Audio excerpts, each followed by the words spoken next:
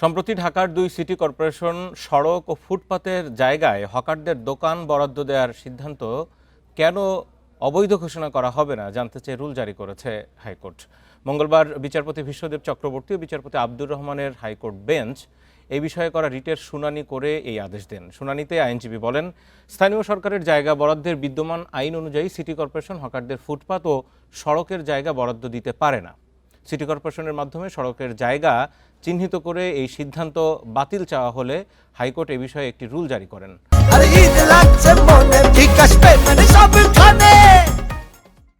রুলে স্থানীয় সরকার সিটি কর্পোরেশনকে বিবাদী করা হয়েছে। সড়কে দোকান বসিয়ে টাকা আদায় করার এখতিয়ার সিটি কর্পোরেশনের নেই, যদিও কর্পোরেশনের সম্পত্তি বিভাগ সম্প্রতি ঢাকার ২ সিটিতে সড়কের জায়গা বরাদ্দ দিয়েছে।